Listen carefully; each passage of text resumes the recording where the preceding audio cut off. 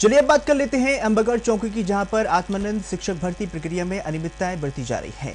अभियंताओं ने दावा किया है कि आपत्तिजनक और निराकरण का प्रभार सौंपा गया है। बताया जा रहा है कि जिले भर में दक्ष रेगुलर टीचर नहीं है। जिले में 5 Swami Atmanand English medium school में भर्ती प्रक्रिया में प्रशासनिक अमल काफी लापरवाही बरत रहा है।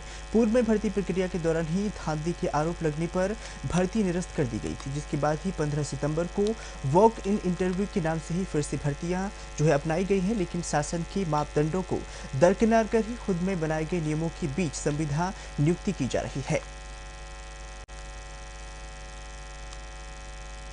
उनका तो चयन हुआ ही है, साथ में जो गड़बड़ियां हुई थी उसके कारण कई अयोग्य उम्मीदवारों का भी चयन हो गया था, जिसके विरोध में पूर्व में भी हमारे द्वारा एक आवेदन किया गया था। उस आवेदन की पूरी जांच हुई। जांच के पश्चात उन्होंने पाया कि गड़बड़ी है।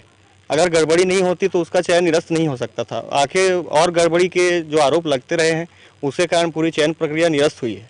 और निरस्त होने के बाद उन चयनित छात्रों का जो सही तरीके से चयनित हुए हैं उनके साथ तो अन्याय है ही है कहीं ना कहीं। और जो नई भर्ती प्रक्रिया में नए छात्र से जो आवेदन आमंत्रित किए गए हैं उन आवेदनों के दौरान भी व्यापक गड़बड़ी सामने में आ रही है। और उसका हमने जवाब लेने के लिए हम सूची का इंतजार करते रहे। महोदय जी, उस दिन 15 तारीख की रात की बात है। 15 तारीख की रात की बात, पानी गिरता रहा, सब कुछ रहा। उसके बाद हम परेशान होते रहे। 9 बजे तक हमने उसका फॉलोअप लिया, हमें कोई जानकारी प्राप्त नहीं हुई। उसके बाद अगले दिन हमें पता चलता है, अगले दिन भी हमें कोई सूचना नहीं मिली। उसके बाद हमको पता चलता है कि एक दावा आपत्ति के लिए उन्होंने समय दिया था, इसका कोई हमें जानकारी नहीं मिली। ना इन्होंने कोई वेबसाइट में ऐसा सूची जारी किया या कोई सूचना जारी की, जिसके चलते हुए हम दावा आपत्ति भी नहीं कर सके और दोनों भर्तियों में हमें निराशा मिल रही है। मानपुर मोहल्ला अंबागढ़ चौकी जिला बनने के बाद युवाओं के लिए ये पहली भर्ती थी। आत्मानंद स्कूल की भर्ती का अधिकार कलेक्टर जी के अध्यक्ष में होता है। उनके अधिकारियों ने पहली भर्ती में सबसे बड़ी गलती की। हमको अभ्यर्थियों से पता चला था कि लेन देन हुआ है और लगभग राशि का भी हमको कहीं कहीं से सुनाई देता था। हमने शिकायत किया, शिकायत में जांच हुई, समिति बनी। जांच में पाया गया कि संस्कृत विषय में जिसकी भर्ती हुई है उसको संस्कृत ही नहीं आता। कंप्यूटर पढ़ाने या कंप्यूटर ऑपरेट करने के लिए जिसकी भर्ती हुई है उसको कंप्यूटर चलानी ही नहीं आती, उसके पास मार्कशीट नहीं है। ऐसी परिस्थिति में आनन फानन में इन्होंने भर्ती निरस्त कर दी।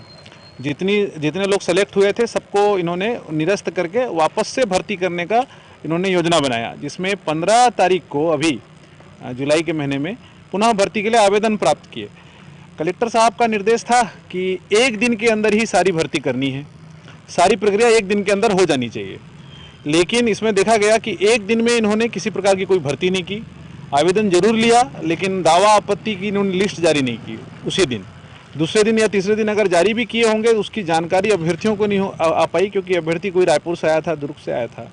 इसके अलावा इसमें बहुत बड़ी गंभीर जो है जानकारियाँ मिल रही हैं। देखिए, जो पहले भर्ती हुई थी उसमें मेरा सिलेक्शन हो गया था और ज्वाइन भी कर लिया था, लेकिन उसके बाद चयनित सूची निरस्त कर दी गई।